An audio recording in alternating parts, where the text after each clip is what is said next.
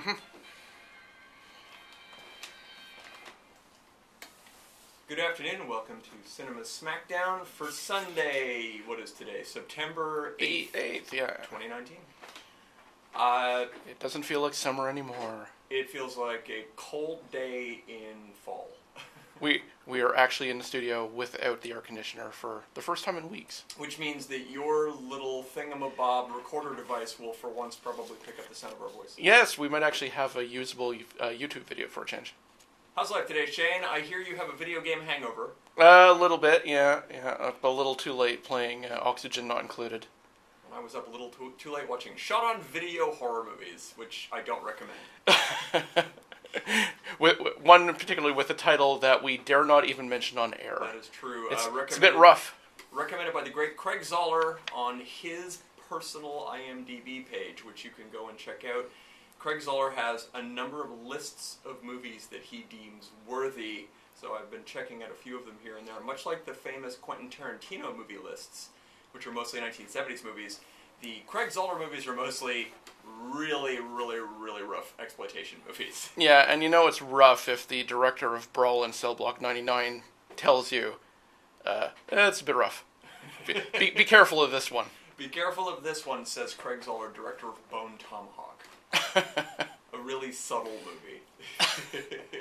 It is, for chunks of it. Well, Shane, today we're celebrating the paperback release of your new novel, Epitaph, available on Amazon.com.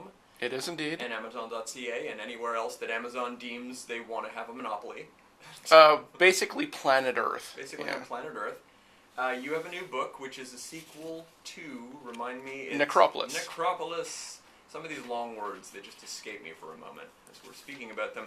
So, you have a paperback launch for your sequel, which tells me it's time to do another lovely episode about sequels, but let's try a slightly different tact than sequels that are better than the original, or sequels that nobody knows existed, which I think are both episodes we've done before. Today, let's try the topic of much maligned sequels.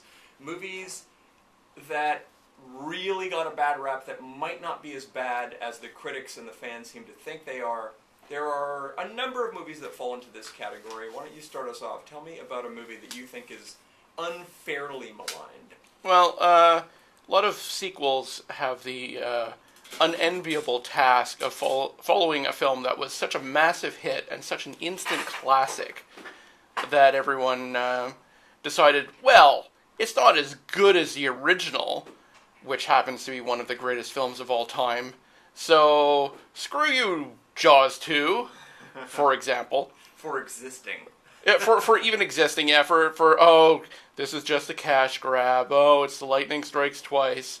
And yet, Jaws 2 is one of the great examples for me of one of those films that I quite like.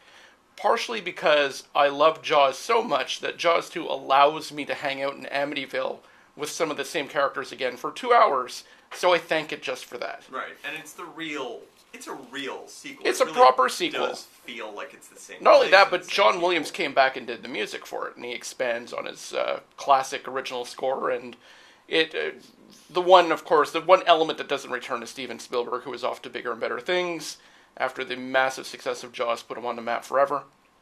But Roy Scheider, who didn't want to do that sequel at all, but was contractually obliged to, true pro that he is, he puts in another stellar performance as Martin Brody. And I will hang out with that character if they did a whole film with Roy Scheider as Martin Brody, having a cup of coffee. Yeah, listening to his CB radio. Flipping through shark books. I would totally watch that. Yeah, I would too. It would be the Better Call Saul of the Jaws universe. Although, even if he just opened and flipped through a book, more would be happening than on any given episode of Better Call Saul. And then Mayor Vaughn can show up and Brody can say, "You're still mayor? After the last one? You kidding?" I don't remember. The third movie does not take place in the town. No, it follows SeaWorld, Brody's sons. SeaWorld kind ostensibly, of because Jaws 4, Jaws the Revenge, as it's better known by its proper title, kind of ignores the third one because, again, it follows the career trajectory of the sons, but it doesn't really match up with the continuity of Jaws 3 at SeaWorld.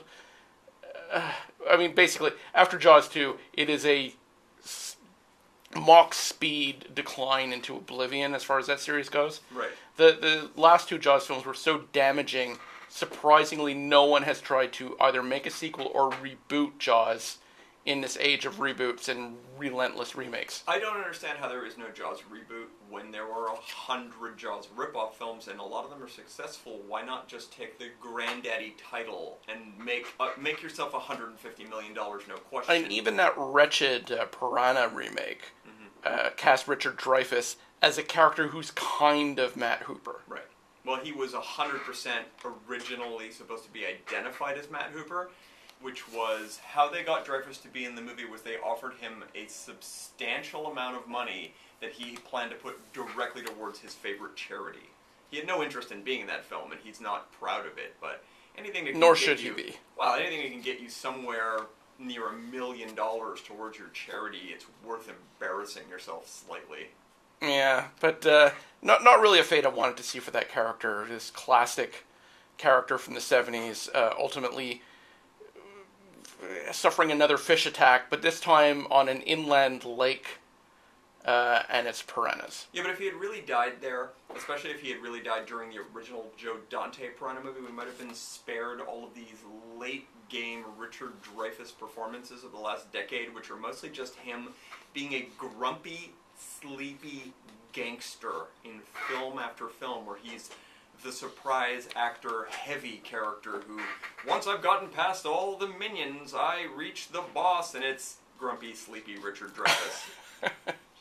Usually with an accent, like a Bronx accent or nondescript Slavic accent to really point out, I'm about to be really evil now and like murder your wife or something in regards to you. So the same character is playing in The Goodbye Girl. Yeah, I love The Goodbye Girl, so hug her. The Goodbye Girl is... We're still waiting on that disappointing sequel for The Apprenticeship of Denny Kravitz, of course. It would take way too long to explain properly, but The Goodbye Girl is, on its own merits, actually a sequel. Or a prequel, isn't it? No, it's... Oh, you're right. It's a prequel. It's a prequel to a movie that they never finished. So it's kind of interesting how they started a film, it didn't work, and then they bailed and did The Goodbye Girl. Yeah, let's do the beginning of the story because it'll be more upbeat. Right. And that's a Googleable piece of trivia. It's a really long anecdote about the creation of The Goodbye Girl, which is totally worth it. Also, a huge recommendation, The Goodbye Girl, probably the last movie that a comedy actor won Best Actor for, in a comedy performance. Unless you count... I was going to make a terrible joke about There Will Be Blood or something. that is an hysterical performance. I heard somebody say the best thing about There Will Be Blood this week. He said, much like I always say, why did I hate that movie? But then he said, it's weird to watch a 2.5-hour Daniel Day-Lewis performance where all he does is an impression of John Huston. And then he went on to do the John Huston in Chinatown thing where he's like, Mr. Gitz, Mr. Gitz. And he did a whole line of it. But it was, once I heard that voice as a parody, I realized, yeah, that's the performance. That's all he does for that whole movie. It's just, Mr. Gitz, there's oil under these milkshakes. At any rate, that's not a sequel. Well, it should make it a double feature with White Hunter, Black Heart, where you can see Clint Eastwood doing his John Huston impersonation. Yeah, that's a delightful movie. Yeah. And White Hunter, Black Heart is in itself a sequel to The African Queen. It kind of is. It's practically a making of. It's a making of, yeah. It's a very weird, fictionalized version of the making of The African Queen, complete with... some very, very strange plot devices, but great film. Well written, and based on an excellent novel by the screenwriter of The African Queen. So it was published back in the day. By the time Eastwood made his movie in the early 90s, it was, a 40-year-old book. So it's interesting that he went that route. Well, so we were still talking about Jaws 2 being a much maligned sequel. How can you hate a movie where Jaws eats a helicopter? Yeah. And like a burned up Scarface Jaws too.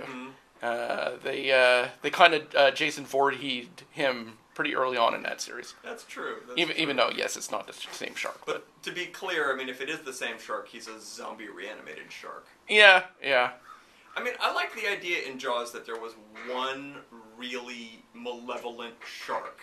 The idea that we're going to have a series of them is like, okay, now you're just giving sharks a bad name. Yeah. When I was a kid, I read the novelization, and there is a subplot involving how Jaws 2 is a lady shark who had a romantic encounter with the original Jaws and is now carrying his babies. Wow. Yeah. That's about as smooth an idea as all of Orca. Which is the most horrifying film I've ever seen. Yeah. It is that... it's semi-Canadian content. It takes place around Newfoundland. The whole movie. It is... Richard Harris plays a Newfie fisherman who runs afoul of an orca, and it becomes this weird revenge fantasy film. Yep. And it tries to out Jaws, and it certainly does it on the disturbing level. Yes. If you thought the scene where the mother of the kid who got eaten by a shark confronts Sheriff Brody and slaps him in the face, if you thought that was icky and awkward, that's like Orca for the whole movie. It's, right. Well, I'm going to go ahead and very quickly talk about a much maligned sequel that I think you agree with, and it's on the same theme as Jaws movies. It's Open Water 2: Adrift. That's an interesting choice. Now, you remember the original Open Water was kind of a hit because it was two people in real water circumstances being surrounded by sharks for the entire running time of the movie. It's just them trying to not drown or get eaten by sharks. And based loosely on a real incident. I think it's based loosely on thousands of real incidents, not one specific. There was a specific one involving, we took people out to do some scuba diving. And we never saw them again. And basically we miscounted the people who came up, and we left 2 of them out there. The sequel called Open Water 2: Adrift is a completely different animal. It's a much more scripted film about 6 kind of dumb people on a boat ride who all go swimming and then realize they've got no way to get back on the boat because the edge of the boat is too high up because they're on a luxury boat and there's no one inside. Yeah, there's supposed to be some baby. And that baby is just too dumb to lower the ramp. And absolutely none of them can get back in. And it's actually quite a smart, tense film with a phenomenal last act. A movie like this that doesn't have a good last act is a waste of time, but this one has tons of great stuff in it. Good character. As it's a genre that's come to be termed, at least among my group, as survival porn. Much like torture porn, except there's no villain. It's just the circumstances are so awful, and you get to watch people try to get through it. That's right. It's the roar of the sea. All right. On that note, we're going to take a quick commercial break and be back right after this. Probably all I need to say about Open Water. It's fine. Except I liked it is really the whole thing. Yeah. No, I am fond of that one to the point I kind of might show it. I keep wanting to. Yeah, maybe I should show it. There's just this end tag on the film that I can't remember the specifics of it, but like the final moments of it are like odd and don't really work. But she gets back on the boat. Yeah, and then there's a guy who could survive, and she leaves him there. I think that's the ending. That's fine, except there's some element I can't remember now. It's been so long since I've seen it. We're back in 19 seconds. Yeah. Yeah, there was just some element that is like, oh, that's a weird note to go out on because you were like so effective for so long. Unbreakable. Yeah, kinda. We're about to be back. Mm-hmm. And we are back on Cinemageddon on, I don't think I said the name of our show at the beginning, did I? Maybe. Yeah, if you're listening, you probably know.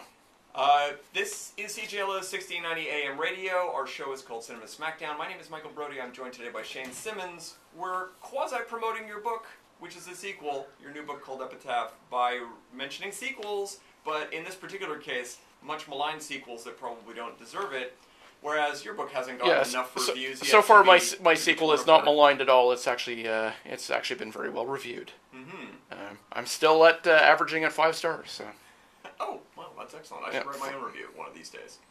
I'd give it 1 star and really tear down my average. Yep. That's right. I'm going to talk about what a selfish lover you are. It won't be as ludicrous as some of the one-star reviews I've had on other things. You can usually tell the caliber of who's rating the review based on, this sucks, 1 star. Yeah, it's amazing when people write, I read the first paragraph, it didn't hook me, therefore this is clearly a terrible novel. My favorite 1-star reviews, I haven't had one of these in particular, but people say, something went wrong with the download and the book didn't show up on my Kindle correctly. 1 star. It's like, okay, well, it's a review of Amazon, not the book. That's a review of Amazon, sir. Thank you for your thoughts. Your clearly detailed breakdown of my work that I slaved over. So, Shane, why don't you tell us another unfairly maligned sequel? Well, one I want to mention briefly, again, this is another 1970s film coming on the heels of an instant classic that everyone loved. And then a sequel came out with a director who, for my money, has a better track record than the original director, and yet was in a dark period of his career. I'm talking about John Frankenheimer directing The French Connection 2. Right. Now, The French Connection 2... Again, Gene Hackman is back as Popeye Doyle, trying to get a character known as Frog Number 1, the heroin-dealing Frenchman. Mm-hmm. And it doesn't have a set piece that lives up to the spectacular car versus subway train chase of the original film, which is just a masterclass in editing alone. However, the second film does feature...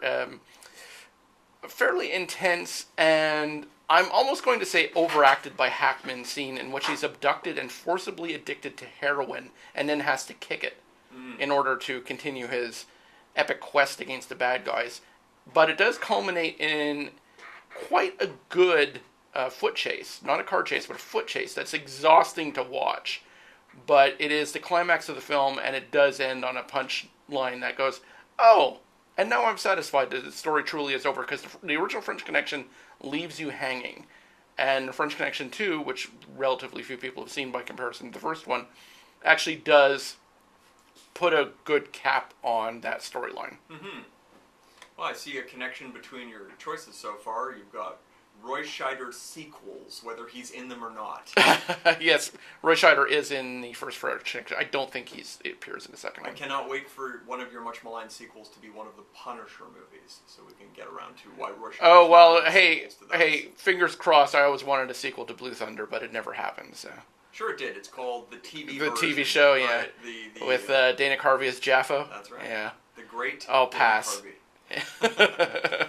I would be up for rewatching that show now if the star was Mike Myers. I'd be up for watching that show if it was 1980s network television and on TV they told you what Jaffo meant. Look it up, kids. It's a piece of trivia. It's online. You can find it. Or just watch Blue Thunder. It'll tell you the whole thing. And it's a great, trashy film. Yeah, I agree with the part where you said it was trashy. That is one of my great guilty pleasures. Roy Scheider versus Malcolm McDowell. What can I say? I'm in heaven. It's a film of its time. Unless Roy Scheider had shown up in Caligula, that would have been an even better pairing. Wow. I would have liked that too.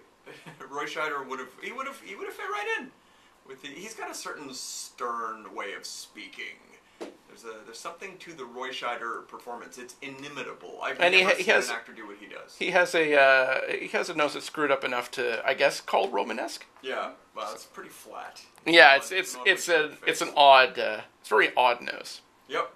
But Roy Scheider, truly one of my favorite, and it's hard not to say character actor, even though he's the lead in so many films. He's a character actor who, in the 70s, character actors were the stars. Yeah. George Kennedy was the star of action films. What does that tell you? And what's it? Roy Don Baker?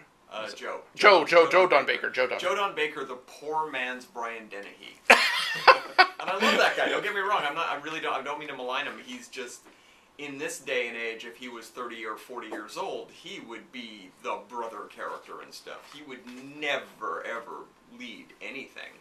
It is astonishing to me that just the level of cool character actors from the 70s. I was going to see if I had any. Well, I was looking to see for a connection for cool character actors from the 70s who maybe one of the films I have to mention. I will jump on this one.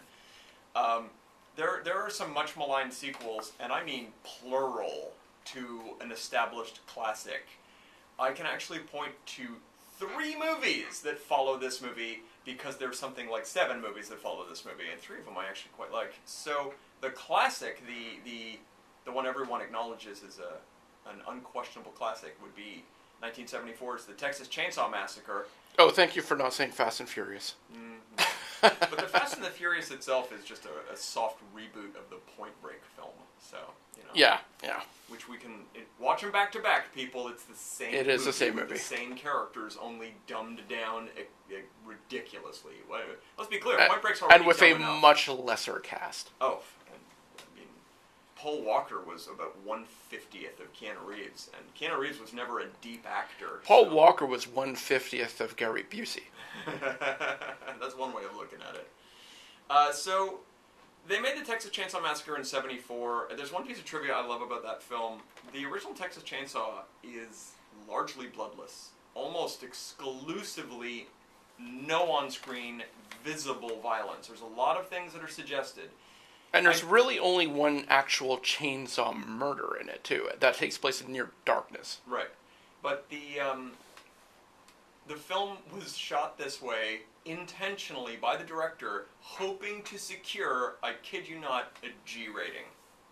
That was his idea. If we don't show any violence on screen, they can't tell us our movie is too visually violent. It had the exact opposite effect. The sequences where they suggest violence are so much more effective than actually showing them. The movie got an X. That could be argued down. But, I mean, that's astonishing to me that his original idea was, well, you don't really see Because I really wanted to see that as a double feature with the Aristocats. Yeah.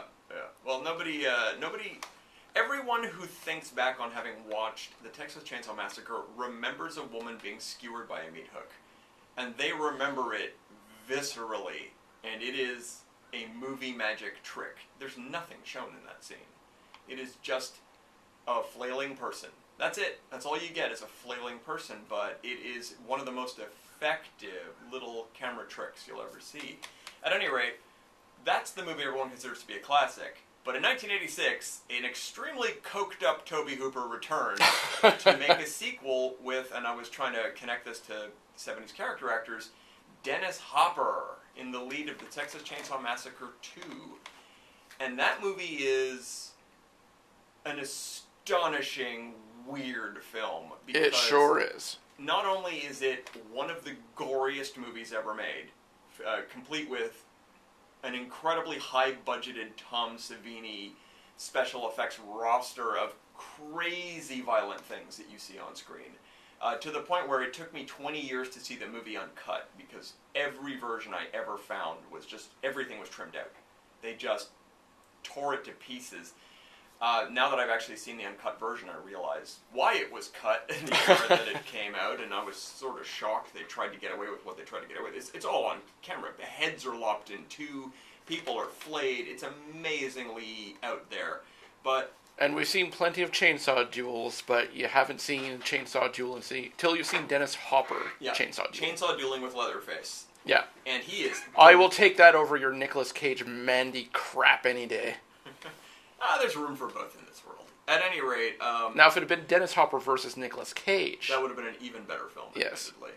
But Dennis Hopper doesn't show up in the movie right away. This is just worth mentioning. The Texas Chainsaw Massacre Part 2 is not just a crazy over-the-top special effects movie. It's also one of the most weirdly paced films I have ever seen, because it opens with a literal 20-minute scene of a woman in a radio station doing a radio show, much like us. If we ever do a... Actually, you know they mentioned it, do not open the door, because Leatherface is right there. Right. It's a woman on the radio for about 20 minutes being menaced by the Chainsaw family. For 20 minutes of a movie, and it is slow and plodding and odd, and then the movie gets going and they change locations and it gets action-y. And but there is a moment where a door finally gets opened, and it's a good jump. It's a good jump scare, but it's not... because after 20 minutes of slow burn, it's like, and now, boom! Yeah. And then you're in this crazy, crazy movie. The other thing to mention, of course, is that it is a comedy. Yeah. And people don't grasp that. It is. Mind you can argue that for the third act of the original Texas Chainsaw as well. Well, it's pretty outrageous. Yeah, exactly. It hits that point of how extreme can this go? How bizarro? How far down the rabbit hole are you willing to follow this weird film? Well, so just to mention it quickly, so the original Texas Chainsaw Massacre is from '74. The sequel is from '86. There's even a movie from 1990 called Leatherface Chainsaw Massacre 3, which has moments. It's a heavily messed with movie. The studio who made it didn't let the director finish it properly, but it still has some interesting ideas and an early Viggo Mortensen performance. It's 1990. He was a complete unknown at the time. But I'm more interested in talking about the other two films. There's more. There's so many more that are all maligned. There was a reboot of the Chainsaw series in the early 2000s. I didn't love the first one, but they made a sequel to the reboot called Texas Chainsaw Massacre: The Beginning, which is an origin story for all of the characters, and it is a phenomenally well-made, bleak movie. When I say bleak, you get used to your teenage characters having, final girls and all the tropes, and they run through all of them, but why do they run through all of them at a certain point? It is a really nihilistic horror film, and a deeply satisfying one if you've watched way too many cookie-cutter horror sequels. But I'm quite fond of this movie. Well, I think it's garbage because they didn't do an origin story for John LaRoquette as the narrator of the Texas Chainsaw Massacre. The origin of that is that he was paid in Schlitz. And finally, there is one more Texas Chainsaw Massacre movie that I liked, to some degree anyway. In 2013, they dropped something called Texas Chainsaw. That's the whole title, Texas Chainsaw, and in some cases Texas Chainsaw 3D, which is just another new sequel, but this is, again, a movie made with a real budget. And what's fascinating about this movie is that, despite being rather watchable overall, and some of the fans hate this movie, this is very, very hated, Leatherface starts off the film exactly like he does every other movie, as a creepy cannibal murderer character who you should be afraid of, but there is a twist in about the middle to the last quarter of the film where you realize, no, he's the hero in this film. He is the good guy. They managed to make a Texas Chainsaw film where you have to root for him against the mean people. It is a shockingly weird choice. Imagine a Jason Voorhees movie where you're like, yeah, Jason's clearly in the right in this film. Well, I think Leatherface is a misunderstood character, because if the original Texas Chainsaw Massacre told us anything about him and who he is, he's just a guy who wants to dance with his chainsaw. It's like a religious thing. I will remind the listener that you were listening to CJLO 1690 AM. Our show is called Cinema Smackdown, and we are running down the hits, by which I mean movie sequels that people hated or were horribly reviewed that we think are actually pretty good on some level. I've just finished running down 3 Texas Chainsaw Massacre sequels that I all think have merit. If you ever run into me in public, feel free to debate me on this. It's probably an argument I won't win.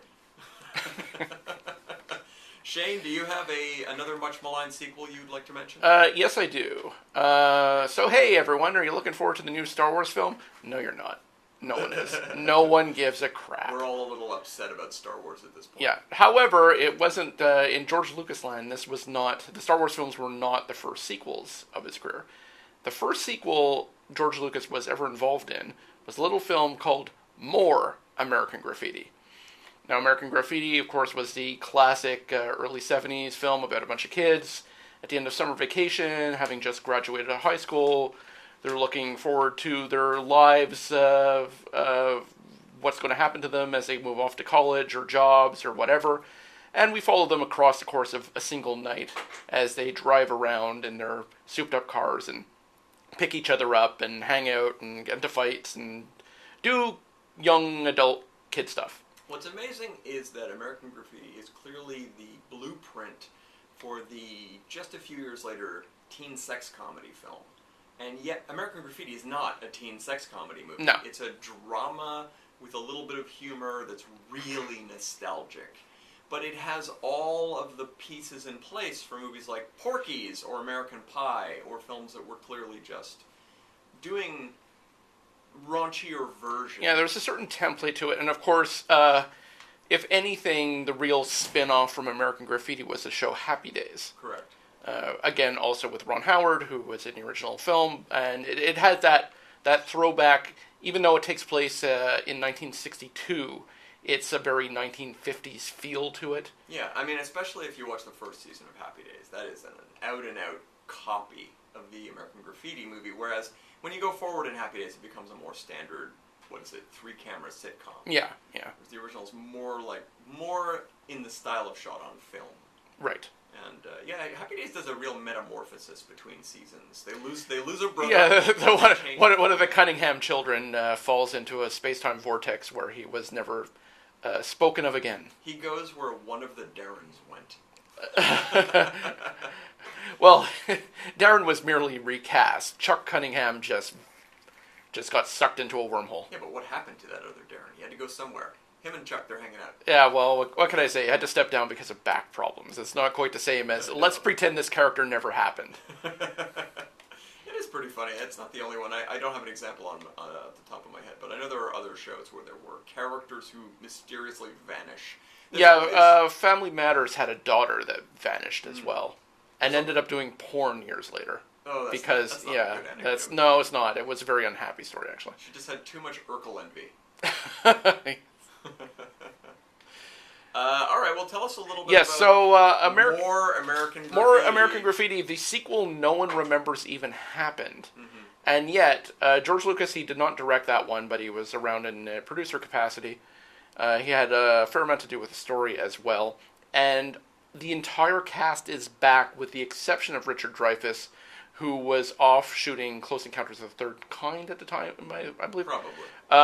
And just couldn't do it, so they cast another guy to sort of not play the same character, but fill in as the brother of that character. There's two siblings in the original American Graffiti. Cindy Williams and Richard Dreyfuss are playing they don't mention it, but they have to be twins because they're graduating high school at the same time. Mm-hmm.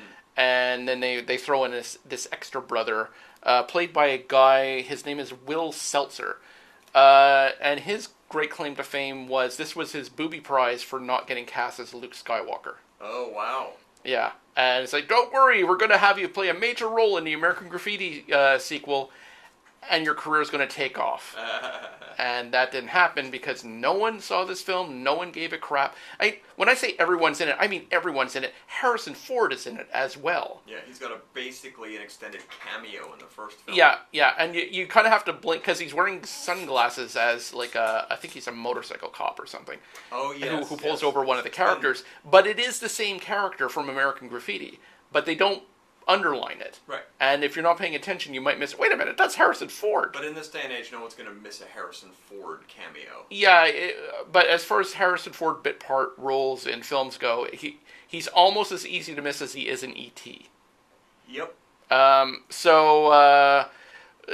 What's really fascinating about more American Graffiti is that the original ends with a coda telling you what happens to all these characters. So there's really no surprises. It's like, well, this one disappeared in Vietnam, and this one got killed in a car crash a couple years later, and this one, these two got married, and blah, blah, blah, blah, blah. But we follow through with that, centering around a character we know is going to die in a car crash. It picks up in 1964 on New Year's Eve, the day this character dies. Mm. And it jumps around between that story and subsequent stories featuring the other characters having their own story in subsequent New Year's Eves throughout the 1960s. I forgot. I haven't seen this movie. So all the stories, more than 20 years. All the stories are paced a year apart. Mm-hmm. And even though you have that coda in the original American Graffiti, you find out things work out a little differently than that little paragraph, that little 1 or 2 sentence summary of what happened to these characters would suggest. The bouncing. What also differentiates these multiple storylines is that they're all shot in completely different ways, including in some cases different aspect ratios. There's different film stock. There's different film techniques that differentiate. Okay, this is this story. This is that story.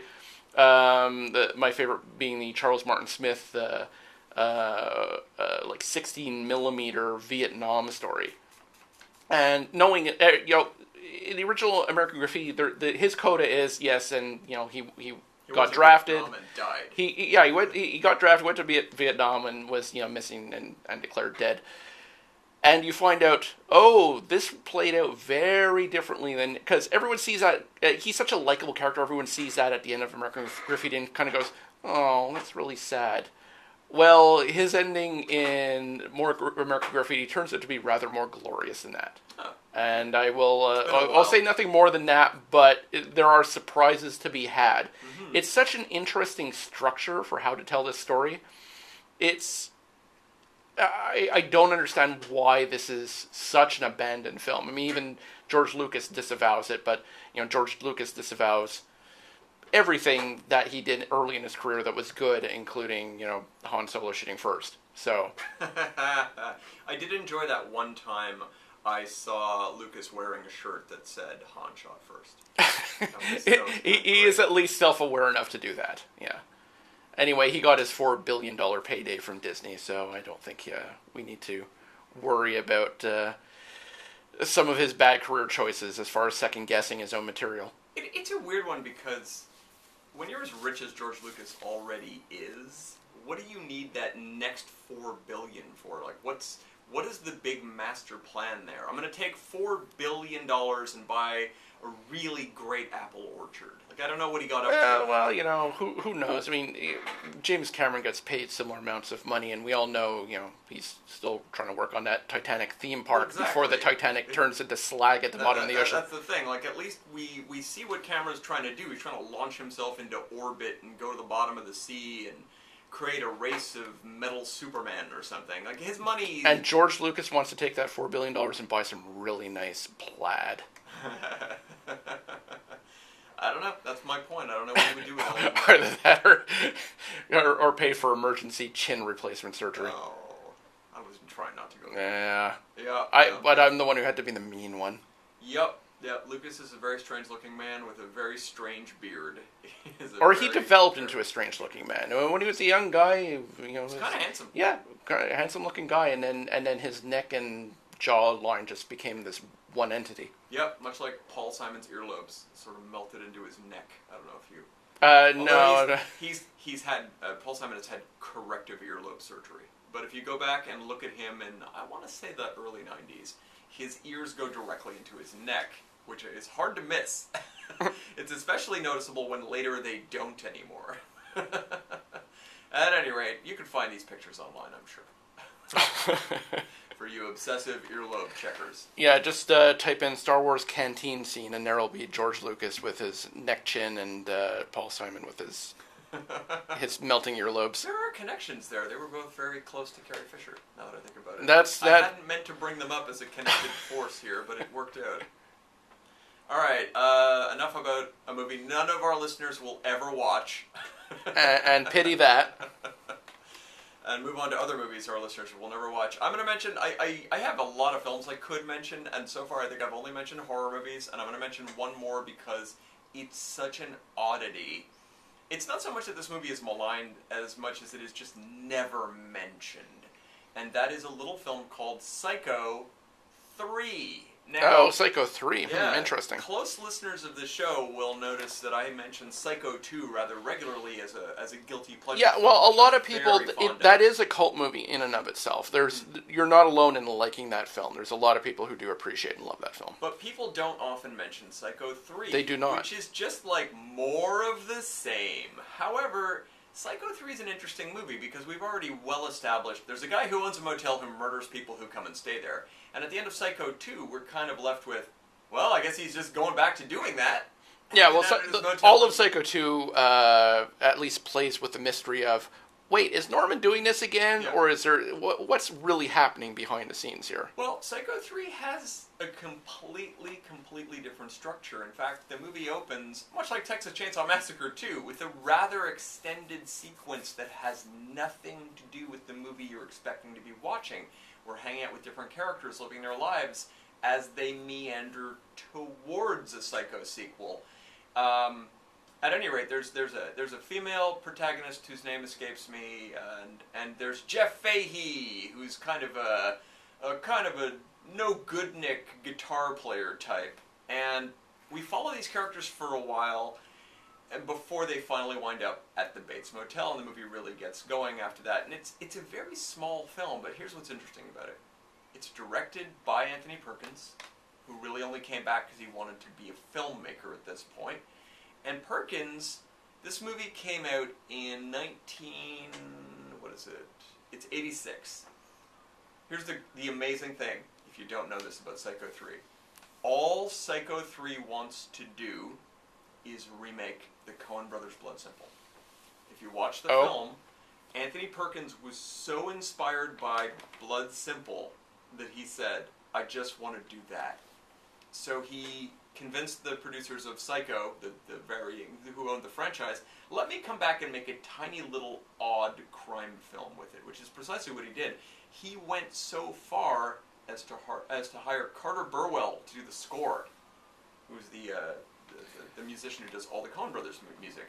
And yeah, it's just an attempt for Perkins. I'm not saying it's a successful attempt, but it's an attempt at Perkins doing the Coen Brothers. I haven't seen that film since it first came out. Now you're making me want to revisit it. Yeah. It didn't help that I had... I mean, I appreciated it for what it was at the time, but it is a step down from what the previous two films did, absolutely. Obviously. It's not awful. It's so small, though, when you see the movie. It's such a tiny little film. My experience was also tainted by the fact that, come to think... Yeah, I think that was actually the very last film I got carded for.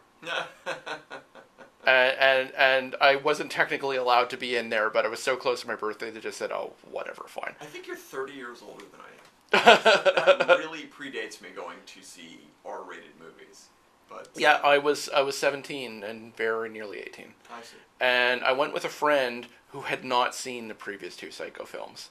Honestly, I think you could see this film without having seen them. But see, I was... winking wouldn't work. I was put in the awkward position of... Because, Psycho, of course, has one of the all-time classic twist endings, and Psycho 2 has a pretty good twist ending as well. And I had to basically tell him, well, this is what happened in the previous films, and I tried to tell him in a way that kept those twists intact so I could surprise him as I told him.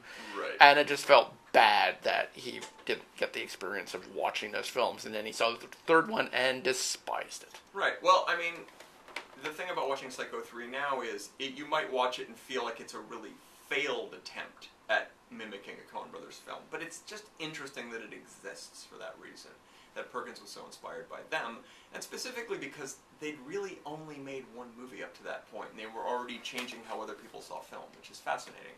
Admittedly, Blood Simple is magic. It is so good, but anyway, that was Perkins' take on it. But no one's wearing a dress and stabbing people with kitchen knives. Not nearly enough dress wearing. And speaking of which, possibly, I have no idea what our commercial break will be. We're going to do one now. Maybe there'll be something in here about the promotion of wearing dresses.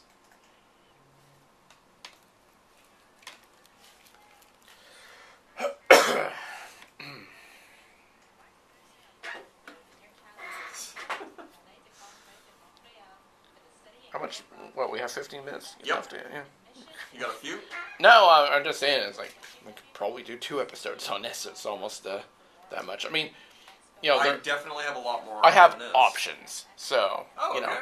Let's save a few for our sequel. Yeah, we don't have to race through them. No, that's great. I love it.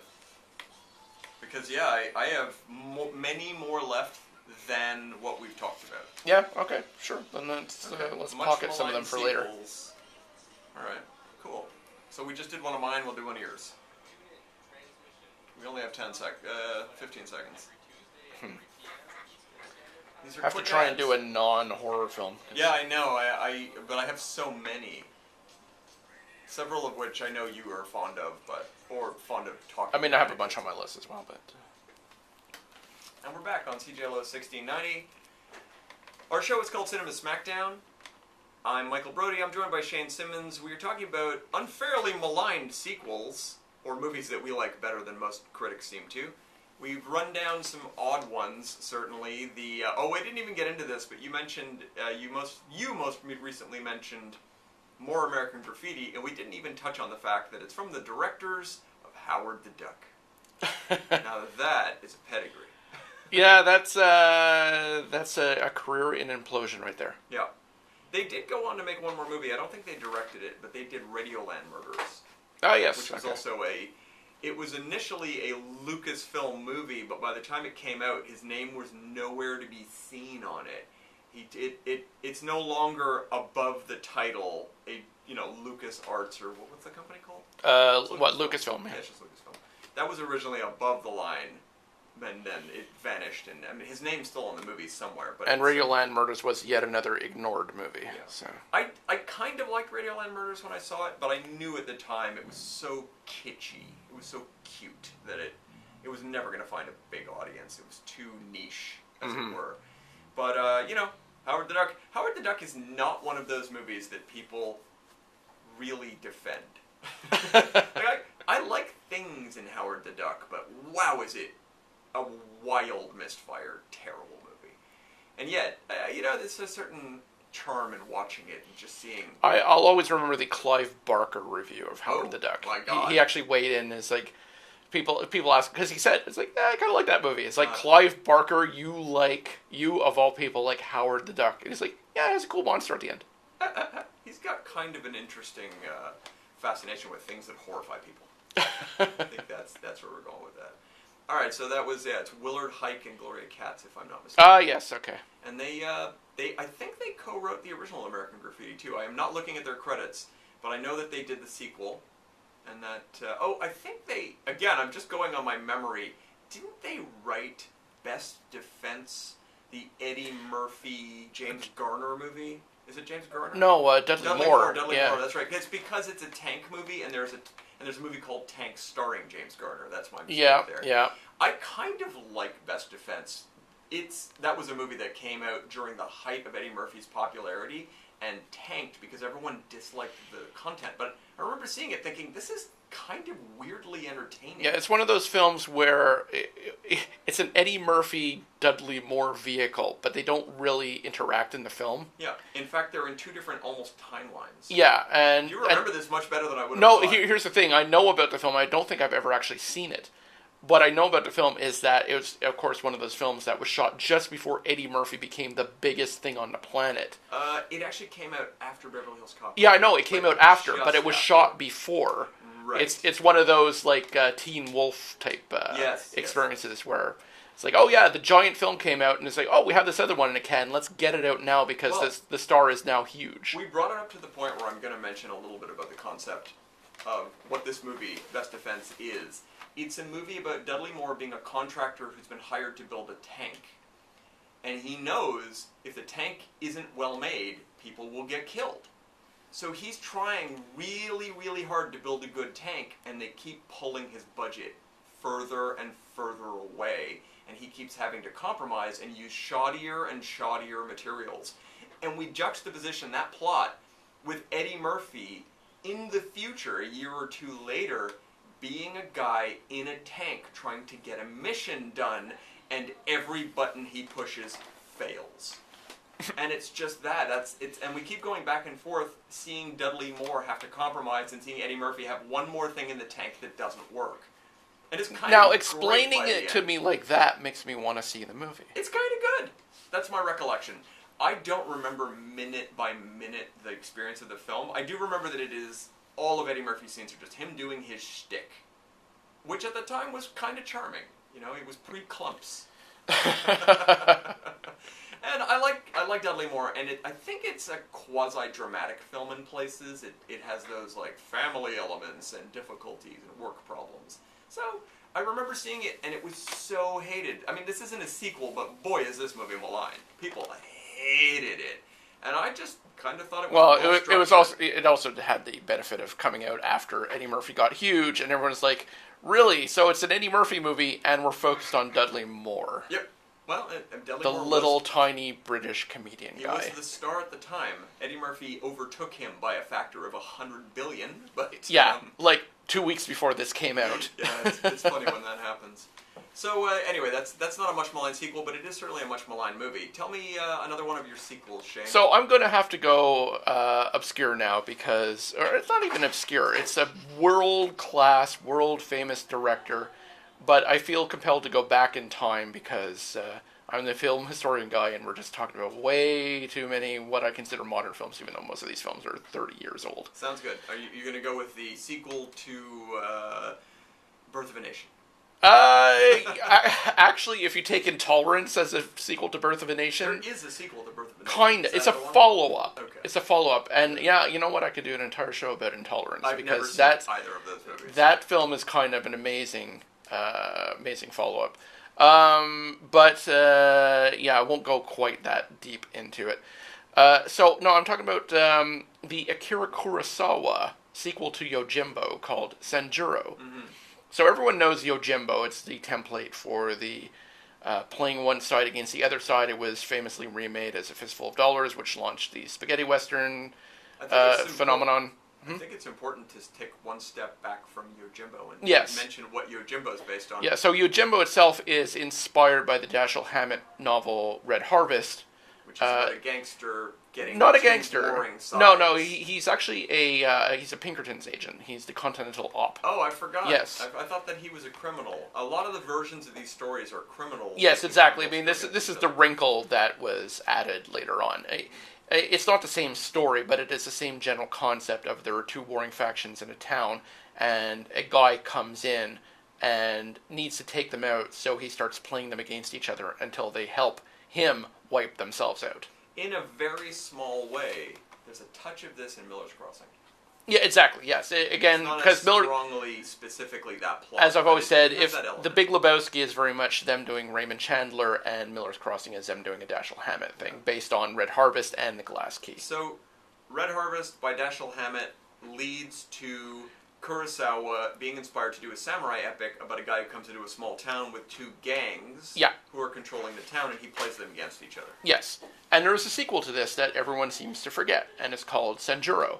Same character as played by Toshiro Mifune. And I resisted seeing it for the longest time because it starts out and he sort of swears off violence and it's like, well, that's no fun. And that promise lasts about 5 minutes. And then he slaughters his way through the next of the film, and it's kind of awesome. Right. It's not the same story at all, but it is this guy, he sort of takes some young upstart samurais under his wing, and they keep screwing up, and he keeps having to clean up their mess by killing lots of people and giving them crap, saying, I swore I wouldn't do this anymore, stop making me kill so many people.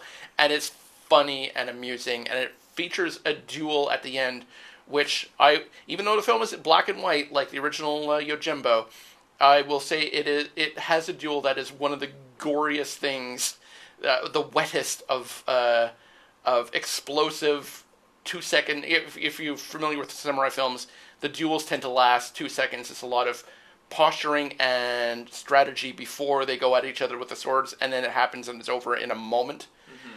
This happens like there's an exploding gut sack the way I've rarely seen. It's quite classy art film. Yeah, classy art film. It's not super gory. It's just so shockingly explosively wet, and even in black and white, it has an impact. Lovely little film. Forgotten compared to its celebrated predecessor, but still worth a look.